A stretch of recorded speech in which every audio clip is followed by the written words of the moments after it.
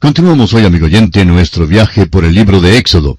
Llegamos hoy al capítulo 5 de nuestro estudio de este segundo libro del Antiguo Testamento. En este capítulo estudiaremos la súplica de Moisés por la liberación de Israel, el aumento de trabajo que se les impuso. Usted recordará que a los israelitas les obligaron a hacer ladrillos sin paja. También veremos el conflicto con Faraón y la oración de Moisés por ayuda. El capítulo 5 principia la contienda contra Faraón.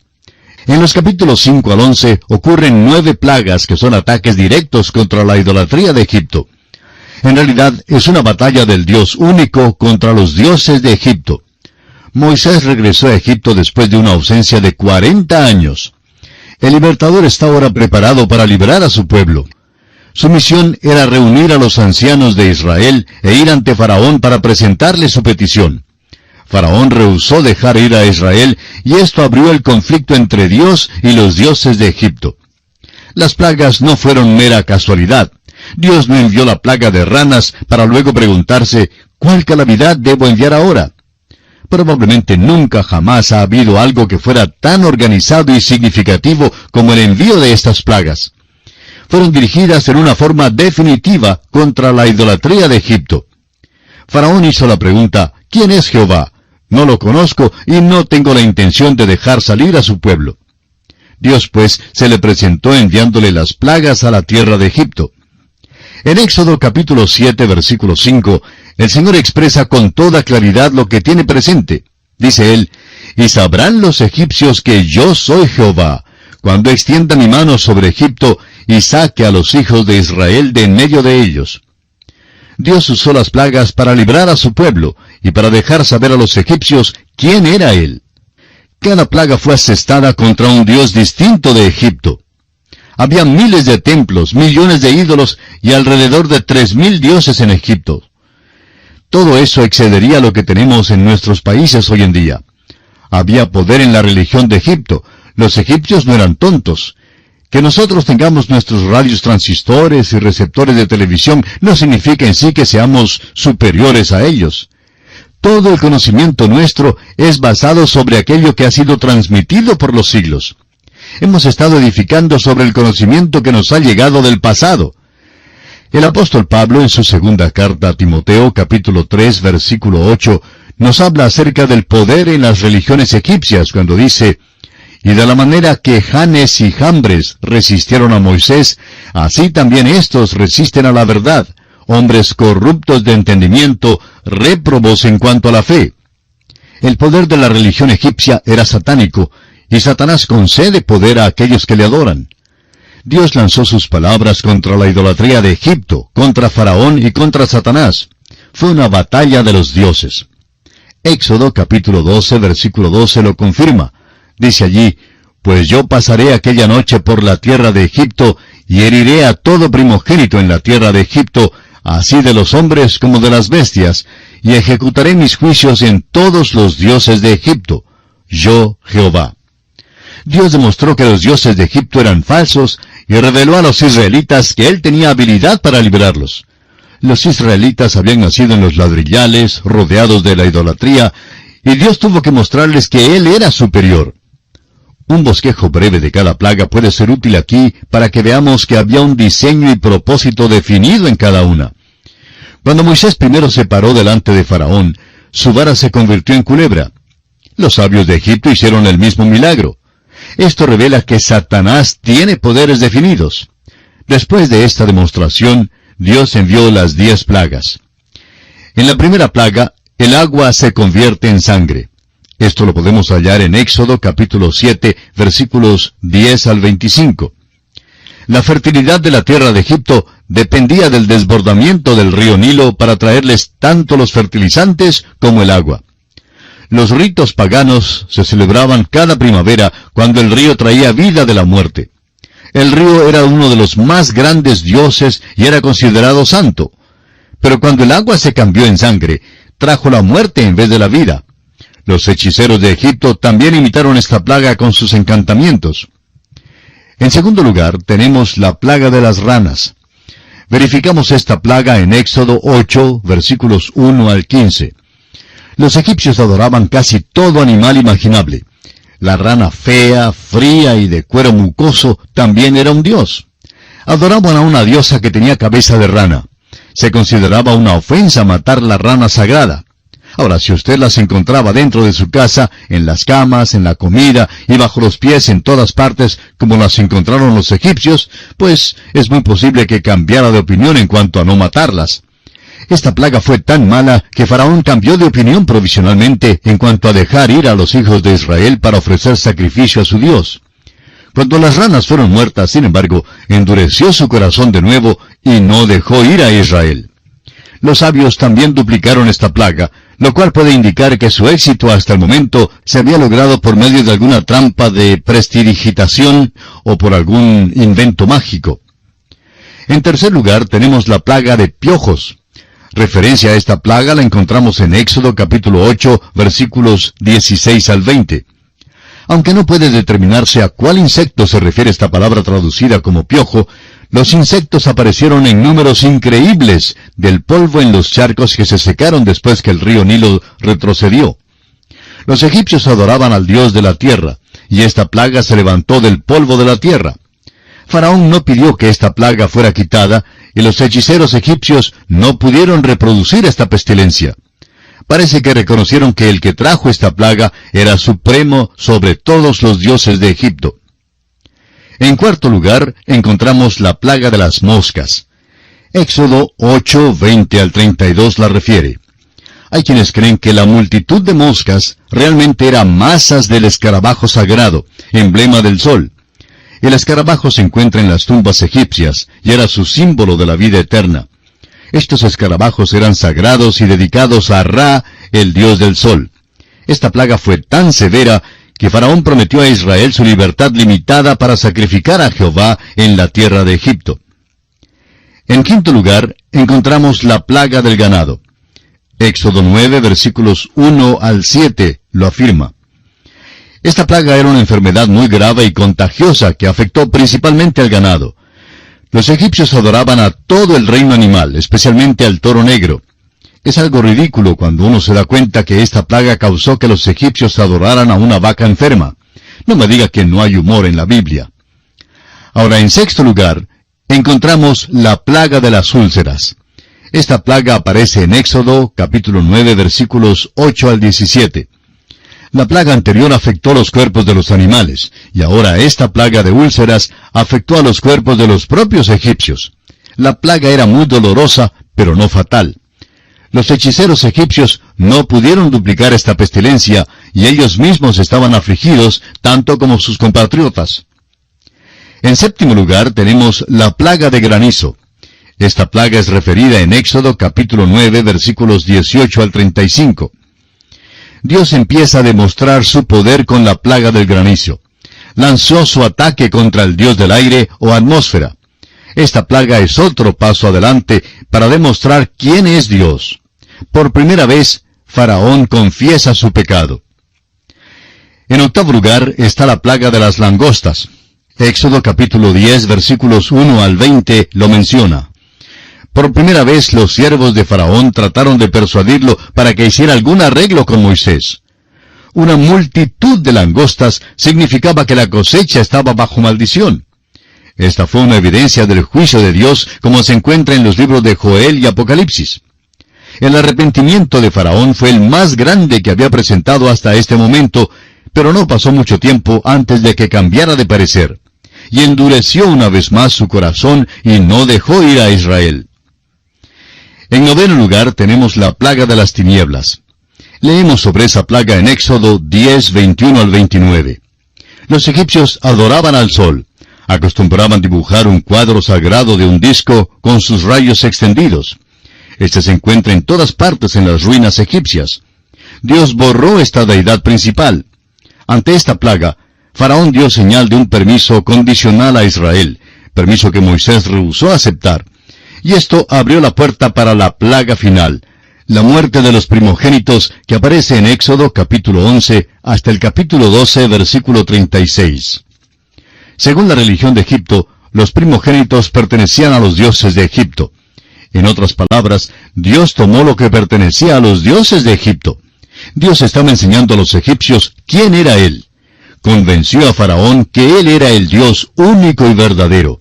Estaba trayendo a su propio pueblo al lugar donde estaría dispuesto a reconocerlo a él como su Dios. Este fue el hecho final del juicio que libraría a Israel de la esclavitud en Egipto. Es importante comprender que había un propósito en las plagas de Egipto. Dios desafió a los dioses de Egipto a una contienda y los derrotó. El profeta Isaías predijo que algún día cada ídolo desaparecería de Egipto. Egipto es principalmente un país musulmán hoy en día, y está libre de los ídolos. Una consideración especial debe darse a la reacción del israelita individual ante Dios. El israelita individual nunca fue llamado hijo de Dios. Fue la nación entera la que recibió este nombre. La Escritura confirma esto en Éxodo capítulo 4 versículo 22, donde leemos: «Y dirás a Faraón, Jehová ha dicho así, Israel es mi hijo, mi primogénito». Cada persona tenía que pasar por aquella experiencia del nuevo nacimiento para poder llegar a ser hijo de Dios y ser parte del pacto. La circuncisión, como ya hemos visto, era la señal del pacto. El apóstol Pablo habló de la circuncisión en su carta a los Gálatas capítulo 5 versículo 6 respecto al creyente y dijo: «Porque en Cristo Jesús ni la circuncisión vale algo, ni la incircuncisión, sino la fe que obra por el amor». Cada persona hoy en día necesita experimentar el nuevo nacimiento para poder llamarse hijo de Dios. Asimismo, el israelita individual tuvo que hacer su propia decisión en cuanto a Dios. En este capítulo 5 de Éxodo, la contienda empieza con Faraón y la batalla empieza con los dioses egipcios. Leamos el versículo 1 de este capítulo 5 de Éxodo. Después Moisés y Aarón entraron a la presencia de Faraón y le dijeron: «Jehová el Dios de Israel dice así: Deja ir a mi pueblo a celebrarme fiesta en el desierto». El ofrecer sacrificio a Dios en el desierto fue el primer paso hacia la liberación de Israel. Moisés y Aarón no entraron precipitadamente ante la presencia de Faraón para decir: «Deja ir a mi pueblo, vamos a salir de Egipto y regresar a la tierra prometida». Simplemente pidieron que Israel tuviera permiso para salir al desierto para adorar a su Dios. Estaban preparando a Faraón para lo que vendría al fin. Ahora note usted la reacción de Faraón en el versículo 2 de este capítulo 5 de Éxodo. Y Faraón respondió: «¿Quién es Jehová para que yo oiga su voz y deje ir a Israel? Yo no conozco a Jehová, ni tampoco dejaré ir a Israel». La expresión «deja ir a mi pueblo» ha llegado a ser famosa. Ojalá que se hiciera famosa la pregunta «¿Quién es Jehová?». Es la mejor pregunta de todas hoy en día, porque usted necesita saberlo antes de que pueda haber una liberación para usted. Faraón hizo dos declaraciones muy definidas. Primero, «Yo no conozco a Jehová». Y la segunda es, «No dejaré ir a Israel». Dentro de muy poco tiempo, Faraón conocería al Dios de Israel en una manera terrible y tendría que dejar ir a los israelitas. Veamos ahora el versículo 3 de Éxodo 5. Y ellos dijeron: «El Dios de los hebreos nos ha encontrado. Iremos pues ahora, camino de 3 días por el desierto, y ofreceremos sacrificios a Jehová nuestro Dios, para que no venga sobre nosotros con peste o con espada». Dios quiere que le adoremos. Este versículo nos dice que Él nos juzgará si no tomamos este paso ahora.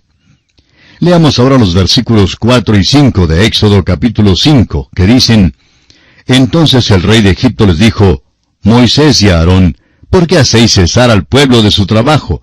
Volved a vuestras tareas».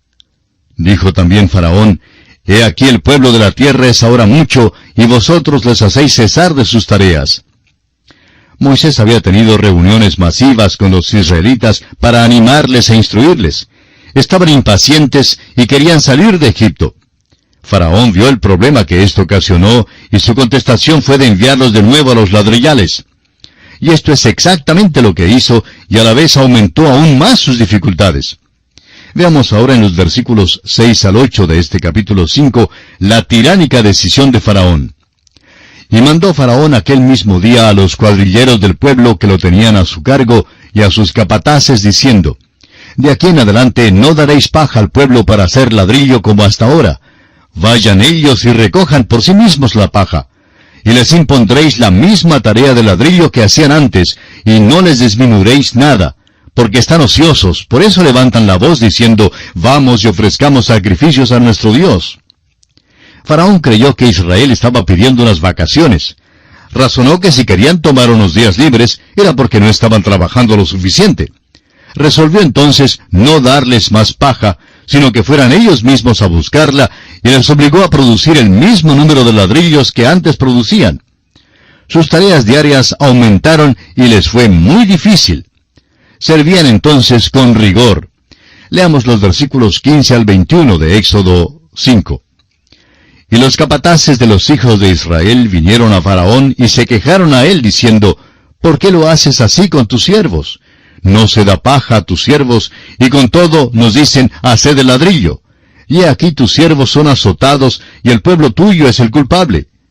Y él respondió, estáis ociosos, sí, ociosos, y por eso decís, vamos y ofrezcamos sacrificios a Jehová. Id pues ahora y trabajad, no se os dará paja, y habéis de entregar la misma tarea de ladrillo. Entonces los capataces de los hijos de Israel se vieron en aflicción, al decírseles, no se disminuirá nada de vuestro ladrillo de la tarea de cada día.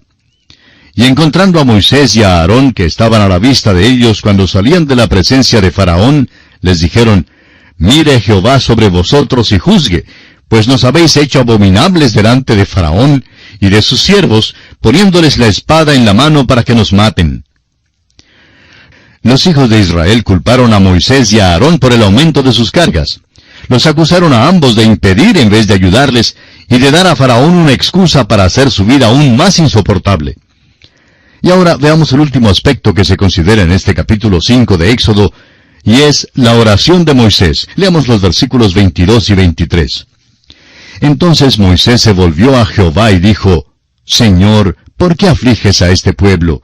¿Para qué me enviaste? Porque desde que yo vine a Faraón para hablarle en tu nombre, ha afligido a este pueblo, y tú no has librado a tu pueblo. ¿Es esta una oración de impaciencia y queja? Parece que sí, porque las cosas no andan así como Moisés anticipó que andarían. Había entregado las instrucciones de Dios a Faraón, y el rey simplemente hizo la vida más difícil para los hijos de Israel. Moisés no podía ver todo el cuadro, pero Dios estaba obrando así de una manera lenta y paciente para poder efectuar su plan. En el capítulo 6, Dios anima a Moisés y a los israelitas y renueva su promesa de librarlos. Dios tiene mucho que enseñar a Moisés y a los israelitas, a los egipcios y a Faraón mismo. Y en esta forma concluye el estudio del capítulo 5 del libro de Éxodo. Y entramos ahora al capítulo 6. En este capítulo 6 consideraremos tres aspectos principales. En primer lugar, la contestación de Jehová a la oración de Moisés. En segundo lugar, una genealogía parcial de Israel. Y por último, la renovación de la comisión de Moisés. El capítulo 6 es una continuación de la última parte del capítulo 5. Dios está por enviar las plagas sobre Egipto. La batalla de los dioses está por comenzar. Ahora, ¿cuáles son los eventos que han conducido a este momento? Mirando hacia atrás, encontramos que lo primero que Moisés, Aarón y los ancianos de Israel hicieron fue pedir permiso a Faraón para ir camino de 3 días al desierto para ofrecer sacrificio al Señor. La respuesta de Faraón fue no, porque según el relato bíblico no conocía a Jehová. Ahora, como respuesta, Faraón en cambio aumentó la carga sobre los israelitas.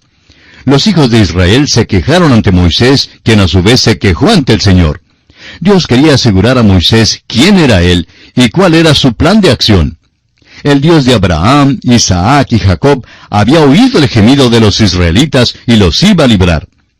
Dios quería que Moisés considerara la historia pasada de Israel para ver cómo era que él los había guardado.